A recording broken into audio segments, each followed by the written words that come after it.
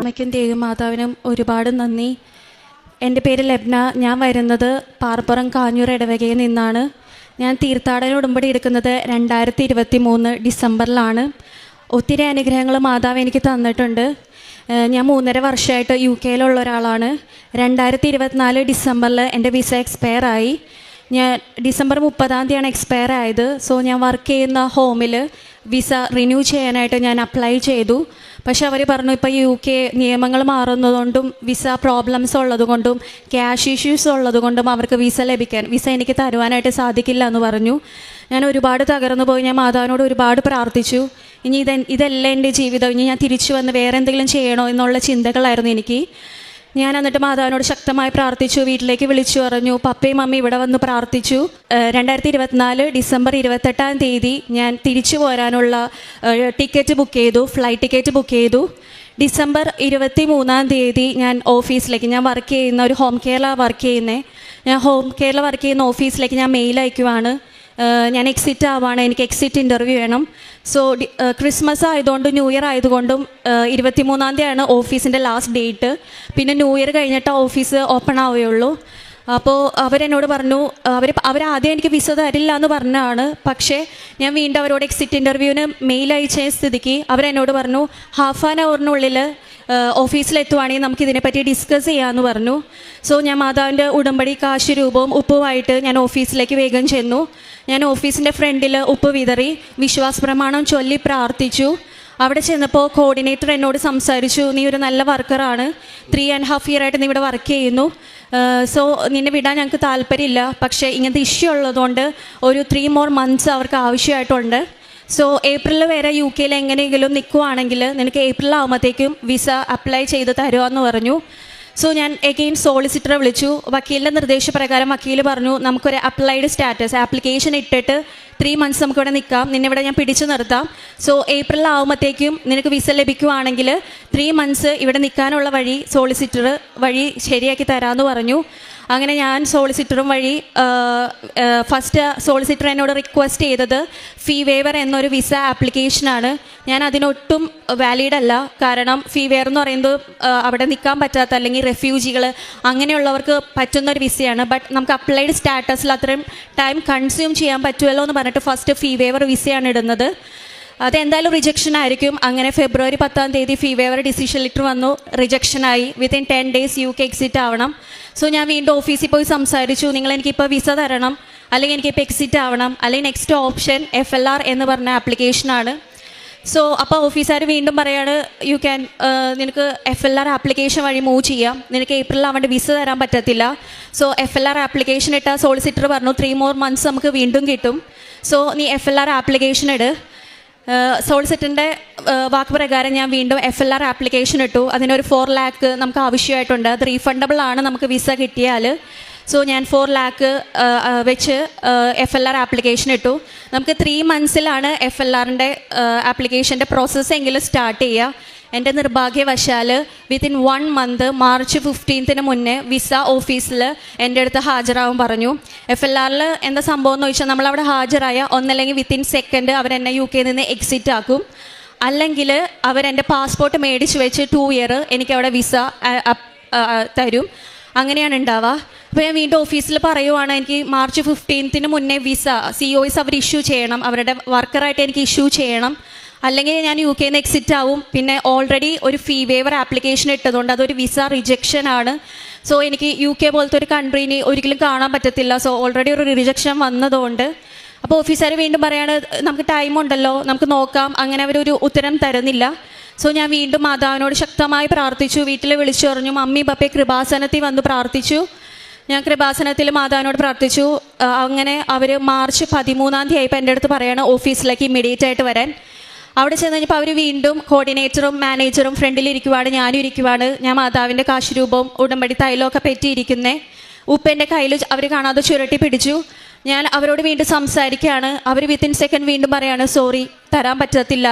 അപ്പോൾ ഞാൻ already 4 lakh കൊടുത്തിട്ടാണ്. എനിക്ക് വിസ കിട്ടിയാലാണ് ആ 4 lakh വരെ എനിക്ക് റീഫണ്ടബിൾ ആവത്തുള്ളൂ. അല്ലെങ്കിൽ റിജക്ഷൻ വന്നു കഴിഞ്ഞാൽ എൻ്റെ ക്യാഷ് പോവും, എൻ്റെ എല്ലാ കരിയറേ പോവും. സോ ഞാൻ അവരോട് വീണ്ടും റിക്വസ്റ്റ് ചെയ്തു. അപ്പോൾ അവർ പറഞ്ഞു സോറി തരാൻ പറ്റത്തില്ല, നമ്മൾ ഏപ്രിലല്ലേ പറഞ്ഞേ, മാർച്ച് 15 മുന്നേ എങ്ങനെ നിനക്ക് വിസ തരും, ആർക്കും ഞങ്ങൾ വിസ കൊടുക്കുന്നില്ല, ബട്ട് നീ ഒരു ഗുഡ് ആളായതുകൊണ്ടാണ് നിനക്ക് വിസ തരാമെന്ന് പറഞ്ഞത്, പക്ഷേ ഏപ്രിലിലാവാണ്ട് വിസ തരാൻ പറ്റത്തില്ല, CEO അതിന് അപ്രൂവ് തരത്തില്ല എന്ന് പറഞ്ഞു. ഞാൻ അവർ കാണാതെ അവരുടെ ബെഞ്ചിൻ്റെ അടിയിൽ ഞാൻ ഉപ്പ് വിതറി വിശ്വാസ പ്രമാണം ചൊല്ലി പ്രാർത്ഥിച്ചു. എന്ത് തന്നെയായാലും മാതാവ് പ്രശ്നമില്ല, തിരിച്ച് ഞാൻ ഈ നാട്ടിൽ വരണം, 3 വർഷത്തെ UK ജീവിതത്തിന് ശേഷം നാട്ടിൽ വരണം, പ്രശ്നമില്ല, എനിക്ക് അടുത്തതാണെങ്കിൽ മാതാവിയെ വഴി കാണിച്ചു തരണേ, ശക്തി തരണേ എന്ന് ഉറപ്പായിട്ട് പ്രാർത്ഥിച്ചു. വിത്തിൻ സെക്കൻഡാണ് കോർഡിനേറ്ററിൻ്റെ മൈൻഡ് മാറിയത്. അവർ മാനേജറിൻ്റെ അടുത്ത് കോർഡിനേറ്റർ പറഞ്ഞു ഒരു ഹാഫ് ആൻ അവർ അവളോട് പറ, നമുക്കൊന്ന് ഡിസ്കസ് ചെയ്യണം എന്ന് പറഞ്ഞു. ഞാൻ വിശ്വാസ പ്രമാണം ചൊല്ലി പ്രാർത്ഥിച്ചു. അവർ CEOനെ വിളിച്ചു വരുത്തി, എനിക്ക് കേൾക്കാം അപ്പുറത്തെ റൂമിൽ നിന്ന് അവർ ഡിസ്കസ് ചെയ്യാണ്, കോർഡിനേറ്ററും മാനേജറും എനിക്ക് വേണ്ടി ഫൈറ്റ് ചെയ്യാണ് CEOയുടെ അടുത്ത്. അങ്ങനെ അവർ തിരിച്ചു വന്നു, എൻ്റെ ഫ്രണ്ടിൽ ലാപ്ടോപ്പ് വെച്ചിട്ട് വിത്തിൻ സെക്കൻഡ് എനിക്ക് വേണ്ടി അവർ 10 lakhs അടിച്ച് COS ഇഷ്യൂ ചെയ്യാനുണ്ടായത്. മാതാവിനും ഈശോയ്ക്കും ഒരുപാട് നന്ദി. അങ്ങനെ COS മാർച്ച് 15 അവരെനിക്ക് ഇഷ്യൂ ചെയ്തു. ഞാൻ മാർച്ച് 16 വിസയ്ക്ക് വെച്ചു. ഏപ്രിൽ 7 എനിക്ക് 5 year UK വിസ മാതാവ് ഈശോയിലൂടെ സാധിച്ചു തന്നു. മാതാവിന് ഈശോയ്ക്ക് ഒരുപാട് നന്ദി. പിന്നെ ആദ്യമായിട്ട് ഞാൻ ഓൺലൈൻ ഉടമ്പടി 2021 എടുത്തിരുന്നു. അതും UK പോകാൻ വേണ്ടിയിട്ട് തന്നെയാണ്. ഞാൻ ബയോമെഡിക്കൽ സയൻസ് പഠിക്കാനായിട്ട് സ്റ്റുഡൻറ്റ് വിസയിലാണ് ആദ്യമായിട്ട് 2022 ജനുവരി UK പോകുന്നത്. അപ്പോൾ ഞാൻ പെട്ടെന്നാണ് UK പോകാനുള്ളൊരു ഡിസിഷൻ എടുത്തത്. സോ ഞാൻ അപ്ലൈ ചെയ്യുന്നത് ഒരു ജൂൺ ജൂലൈയിലാണ്. സോ നവംബർ ആകുമ്പോഴത്തേക്കും എനിക്ക് ഓഫർ ലെറ്റർ വന്നു. ഞാൻ നവംബർ 16 ഫസ്റ്റ് ടൈം ഫീസും അടച്ചു. ബട്ട് നവംബർ 30 ആയപ്പോൾ എനിക്ക് മെസ്സേജ് വന്നു, താങ്കളെ അടുത്ത ഇൻടേക്കിലേക്ക്, അതായത് സെപ്റ്റംബർ 2020 ഇട്ടേക്കുന്നു, ജാൻ ഇൻടേക്ക് ക്ലോസ് ആയെന്ന് പറഞ്ഞ് ഞാൻ ഒരുപാട് സങ്കടപ്പെട്ടു. കാരണം 3 months ആയുള്ളായിരുന്നു എൻ്റെ ആഗ്രഹം വന്നിട്ട്. പക്ഷേ മാതാവെ ഞാൻ ഉടമ്പടിയിൽ 3 months ആയിട്ട് പ്രാർത്ഥിച്ചുകൊണ്ടിരിക്കുവാണ്. അപ്പോൾ എന്ത് തന്നാലും കുഴപ്പമില്ല. പപ്പ പറഞ്ഞു ബാ നമുക്ക് കൃപാസനത്തിൽ പോവാന്ന് പറഞ്ഞ് പപ്പയും മമ്മിയും ഞാനും കൂടെ കൃപാസനത്തിലേക്ക് യാത്ര തിരിച്ചു. ഏജൻസിയിൽ വിളിച്ചു പറഞ്ഞതിൻ്റെ ഭാഗമായിട്ട് ഞങ്ങൾ പ്രാർത്ഥിച്ചുകൊണ്ടിരുന്നു. ഏജൻസി അവരെ കോൺടാക്റ്റ് ചെയ്തു. മാതാവിൻ്റെ അനുഗ്രഹം എന്ന് പറയട്ടെ, കൃപാസനത്തിലേക്ക് വരുന്ന വഴി പകുതി ആയപ്പോൾ എന്നെ ഏജൻസിയിൽ നിന്ന് വിളിക്കുകയാണ്. ഞാൻ അടച്ച ഫീസ് നവംബർ 16 നവംബർ 16 വരെ ഫീസ് അടച്ചവരെ ജനുവരി ഇൻടേക്കിലേക്കും നവംബർ 17 മുതൽ ഫീസ് അടച്ചവരെ സെപ്റ്റംബർ ഇൻടേക്കിലേക്ക് ഇട്ടിരിക്കുന്നു. അങ്ങനെ മാതാവ് എനിക്ക് 2022 ജനുവരി 30 UK സ്കോട്ട്ലൻഡിൽ എത്താൻ സാധിച്ചു. അങ്ങനെ മാതാവ് ഒരുപാട് അനുഗ്രഹങ്ങൾ ചെറുതും വലുതുമായിട്ട് എനിക്ക് തന്നിട്ടുണ്ട്. മാതാവിനും ഈശോയ്ക്കും ഒരുപാട് നന്ദി. പിന്നെ കാരുണ്യ പ്രവർത്തികൾ ഞാൻ ഇവിടെ നിന്ന് ഇംഗ്ലീഷ് പത്രം മേടിച്ചിട്ട് സ്കോട്ട്ലൻഡിലെ കത്തീഡ്രൽ പള്ളിയിലും അവിടുത്തെ ഇംഗ്ലീഷുകാർക്കൊക്കെ കൊടുക്കും. എനിക്കൊരു സ്കോട്ടിഷ് അമ്മച്ചി ഉണ്ടായിരുന്നു, എൻ്റെ ഒരു ഫ്രണ്ടാണ്. അമ്മച്ചി മരിച്ചു. പക്ഷേ അമ്മച്ചിക്ക് ഞാൻ ഇവിടുത്തെ ഇംഗ്ലീഷായിട്ടുള്ള ഉടമ്പടി പ്രാർത്ഥനകളും ഉടമ്പടി കാര്യങ്ങളും എല്ലാം ഞാൻ പറഞ്ഞു കൊടുക്കുമായിരുന്നു. അമ്മച്ചി മരിക്കണേന് രാവിലെ ഞാൻ ചെല്ലുമ്പോൾ ഇരുന്ന് കരയുവാണ്. ഞാൻ ചോദിച്ചു എന്തേ അമ്മച്ചി കരയുന്നേ?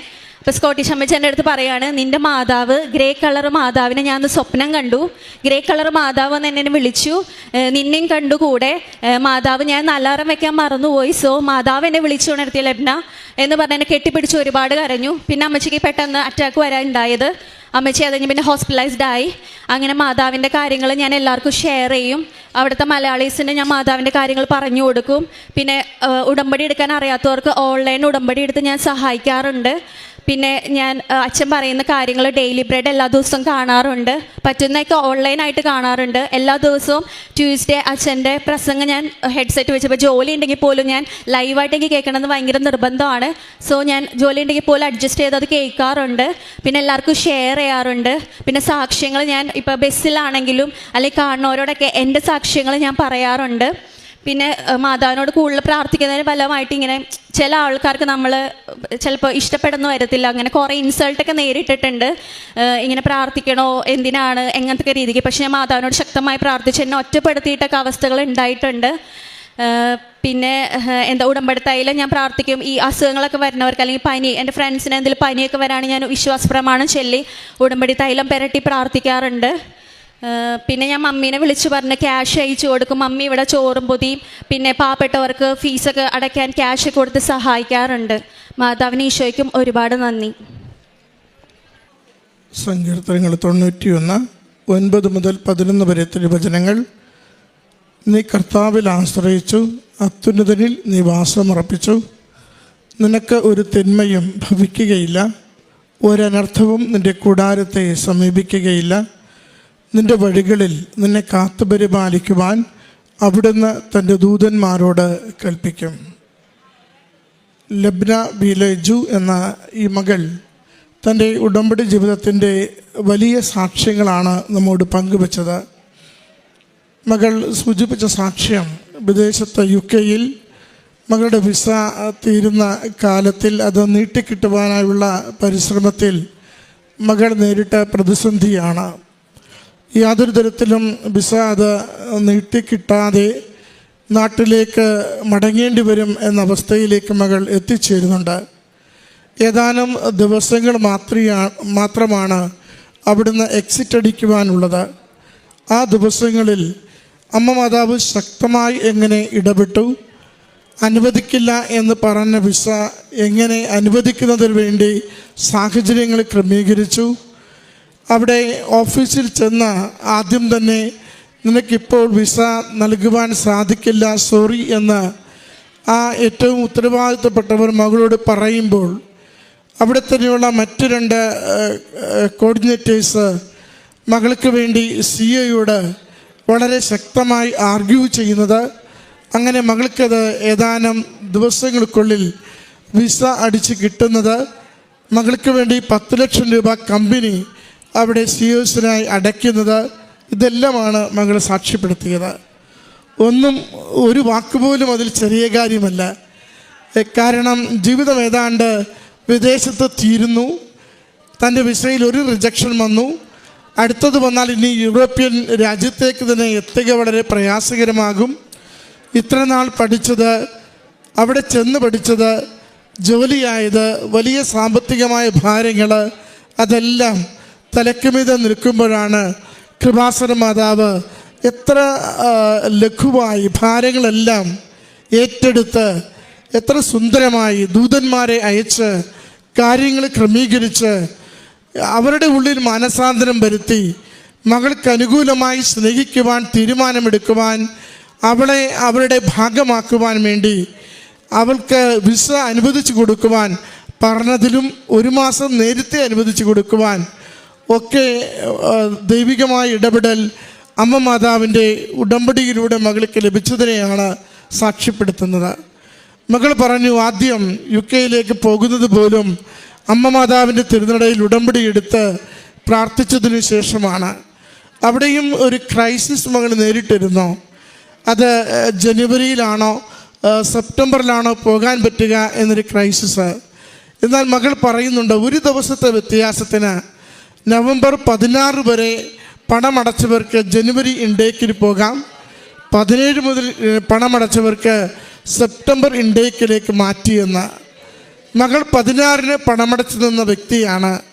ഒരു ദിവസത്തെ വ്യത്യാസത്തിന് എങ്ങനെ മാതാവ് ഇടപെടുകയും മകളുടെ ആദ്യത്തെ പ്രതിസന്ധിയെ തരണം ചെയ്തുവെന്ന് പിന്നീട് മകൾ സാക്ഷ്യപ്പെടുത്തി. ഇതിൽ 2 കാര്യങ്ങൾ ശ്രദ്ധിക്കേണ്ടതാണ്. ജീവിതത്തിൽ വലിയൊരു പ്രതിസന്ധി രൂപപ്പെടുമ്പോൾ ഉടമ്പടി ജീവിതം നയിക്കുന്ന നമ്മുടെ മനോഭാവം എന്താണ്? നമ്മൾ ഉടമ്പടിയിൽ നിന്ന് പിന്നോട്ട് മാറുമോ? ദൈവത്തെ ഉപേക്ഷിക്കുമോ? നമ്മുടെ മറ്റു വഴികൾ എന്തെങ്കിലും കൗശലത്തിൻ്റെ, കാപട്യത്തിൻ്റെ, കള്ളത്തരത്തിൻ്റെ വഴികൾ നമ്മൾ തേടുമോ? അതോ ഉടമ്പടിയിൽ എത്രത്തോളം നമ്മുടെ ജീവിതത്തെ ആ നിമിഷം വരെ പരിപാലിക്കുന്നുവോ ആ പരിപാലിക്കുന്ന അമ്മയിൽ കൂടുതൽ ശരണപ്പെട്ടുകൊണ്ട് ഈ വലിയ കാര്യവും ഈ വലിയ പ്രതിസന്ധിയും മാറ്റിത്തന്നുകൊണ്ട് ജീവിതത്തെ മുന്നോട്ട് നയിക്കുവാൻ അമ്മ മാതാവ് കൂടെ നിൽക്കും എന്ന പ്രത്യാശയോടുകൂടി ഉടമ്പടി നേർച്ച വസ്തുക്കളിലൂടെ അവ ഉപയോഗിച്ചുകൊണ്ട് ശരണപ്പെട്ട് നമ്മൾ വിശ്വാസത്തോടെ പ്രാർത്ഥിക്കുമോ? മകളുടെ 2 ടെസ്റ്റുകളുടെ സമയത്തും 2 പരീക്ഷകളുടെ സമയത്തും ആദ്യത്തേത് ഇവിടുന്ന് വിദേശത്തേക്ക് പോകുവാനുള്ള സമയം, രണ്ടാമത്തത് അവിടെ വിസ നീട്ടിക്കിട്ടുന്ന സമയം. 2ഉം പരീക്ഷണങ്ങളായിരുന്നു, ഉടമ്പടിയുടെ ക്വാളിറ്റി അളന്ന പരീക്ഷണങ്ങൾ. എന്നാൽ മകളുടെ വാക്കുകളിൽ നമ്മൾ തിരിച്ചറിയുന്നുണ്ട്, ഒരു നിമിഷം പോലും മാതാവിനോടുള്ള ആ ബന്ധത്തെ മകൾക്കൊരു കുറച്ചിലായി തോന്നിയിട്ടില്ല, അത് കളിപ്പിക്കലായി തോന്നിയിട്ടില്ല, നടക്കാത്തതായി തോന്നിയിട്ടില്ല. കാരണം ഞാൻ ഉറച്ചു പിടിച്ചാൽ എൻ്റെ കൂടെ നിന്ന് എൻ്റെ അമ്മ എൻ്റെ ഏതൊരു ജീവിത വിഷയവും ഏറ്റെടുത്ത് പരിഹരിച്ചു തരും. ആ ഒരു ബോധ്യവും ആ ഒരു വിശ്വസ്തതയുള്ള വിശ്വാസവുമാണ് മകളെ ആ വലിയ വലിയ ജീവിതം തന്നെ മാറിമറിയുന്ന പ്രതിസന്ധിയുടെ നാളുകളിൽ മകളെ ഉറപ്പിച്ചു നിർത്തുന്നത്. മകൾ പറയുന്നുണ്ട്, എൻ്റെ കൂട്ടുകാരൊത്തിരി എന്നെ കുറച്ചൊക്കെ വിഷമിപ്പിച്ചിട്ടുണ്ട്. ഞാൻ ഉടമ്പടി എടുത്തിരിക്കുന്നത് കൊണ്ട് ചിലരെങ്കിലും എൻ്റെ വീട്ടിൽ വന്നാൽ ഭക്ഷണം കഴിക്കില്ല. കാരണം ഉടമ്പടിയുടെ നേർച്ച വസ്തുക്കൾ എന്തെങ്കിലും ഞാൻ അതിൽ ഉപയോഗിച്ചോ എന്ന് കരുതി, അത് മറ്റെന്തെങ്കിലും രീതിയാണോ എന്ന് കരുതി അവരങ്ങനെ എന്നെ വേദനിപ്പിച്ചവരുണ്ട്. എങ്കിലും ഓരോരുത്തരോടും ഞാൻ പറയും, ഒരിക്കൽ നിങ്ങൾ കൃപാസനം അമ്മ മാതാവിനെ അറിയുകയും സ്നേഹിക്കുകയും പ്രാർത്ഥിക്കുകയും ചെയ്താൽ പിന്നീടൊരിക്കലും നിങ്ങളുടെ ജീവിത വിഷയങ്ങളിൽ അമ്മയെ വിട്ട് നിങ്ങൾ എങ്ങും പോകത്തില്ലെന്ന്. പിന്നീട് ഓരോരുത്തരായി അമ്മ മാതാവിലേക്ക് അടുത്തു വരുന്നത്, ഓരോ ജീവിത വിഷയങ്ങളിലും പരിശുദ്ധ അമ്മയിലൂടെ ഓരോരുത്തർക്കും സഹായം ലഭിക്കുന്നത്. ഒത്തിരി മക്കൾ ഓൺലൈൻ ഉടമ്പടി എടുത്തുകൊണ്ട് മകളുടെ ആ സുവിശേഷ പ്രവർത്തനത്തിലൂടെ ദൈവവിശ്വാസവും വിശുദ്ധ ജീവിതത്തിലേക്കും മടങ്ങി വന്നതിനെയും മകൾ സാക്ഷ്യപ്പെടുത്തുന്നുണ്ട്. ഇനി ഉടമ്പടിയിലായിരിക്കുന്ന നമ്മളോട് മകൾ രണ്ട് കാര്യം സൂചിപ്പിച്ചു. നമ്മൾ എങ്ങനെയാണ് ഉടമ്പടിയുടെ ആ അച്ഛൻ നമ്മളോട് പറഞ്ഞിരിക്കുന്ന കാര്യങ്ങളോട് നമ്മൾ പുലർത്തുന്ന മനസ്സെന്താണ്? ഒന്ന് ഡെയിലി ബ്രെഡ്, രണ്ട് ഉടമ്പടി ധ്യാനം. മകൾ പറയുന്നുണ്ട്, ഞാനത് ലൈവായി തന്നെ കൂടുവാൻ എപ്പോഴും ശ്രമിക്കും. പിന്നെ എപ്പോഴെങ്കിലും കേട്ടാൽ മതി, സൗകര്യം കിട്ടുമ്പോൾ കേട്ടാൽ മതി, എല്ലാ കാര്യവും തീർന്നിട്ട് നമുക്കൊന്ന് കേൾക്കാം. അല്ലെങ്കിൽ ധ്യാനം 5 ദിവസമായി മുറിച്ച് കേൾക്കാം. അതൊക്കെ നമ്മൾ തന്നെ ആ ധ്യാനത്തിൻ്റെ അഭിഷേകം നമ്മളിൽ വരുന്നതിന് തടസ്സം നിൽക്കുകയാണ്.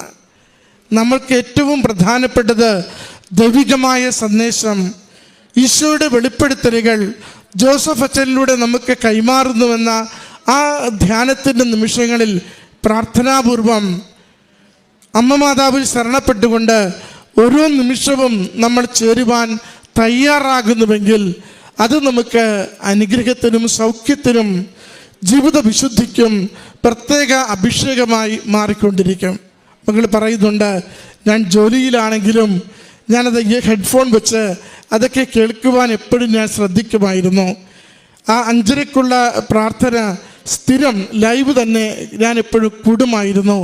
അതിനൊരു ത്യാഗം നമ്മളിൽ നിന്നും ആവശ്യമുണ്ട്. നമ്മൾ അതിനെയാണ് ജോസഫ് അച്ഛൻ്റെ വാക്കുകളിൽ വിശേഷ ബുദ്ധിയായി നമ്മുടെ സമയത്തെ, നമ്മുടെ ജീവിത സാഹചര്യങ്ങളെ എങ്ങനെ ക്രമപ്പെടുത്തുകയും നന്മ ചെയ്യുകയും ചെയ്യുന്നു എന്ന് വിചാരപ്പെടേണ്ടത്. പ്രിയമുള്ളവരെ, ഉടമ്പടി അതിൻ്റെ തനിമയിൽ ജീവിക്കുന്നവർക്ക് അമ്മയുടെ സംരക്ഷണവും സഹായവും കൂടെയുണ്ട്, വേഗത്തിലുണ്ട്. ഏതൊരാപത്തിലും സംരക്ഷണമായും അതിനെ അതിജീവിക്കുന്ന ശക്തിയായും അനുഭവിക്കുവാനാവും. അതിൻ്റെ വാക്കുകളും ജീവിതവുമാണ് മകൾ ഈ സാക്ഷ്യത്തിലൂടെ പങ്കുവയ്ക്കുക. ഈ മകൾക്ക് ലഭിച്ച എല്ലാ ദൈവാനുഭവങ്ങൾക്കും അമ്മ മാതാവിനും തിരുക്കുമാരനും നന്ദി പറഞ്ഞുകൊണ്ട് കരങ്ങളടിച്ച് ഈ സാക്ഷ്യം സമർപ്പിക്കാം.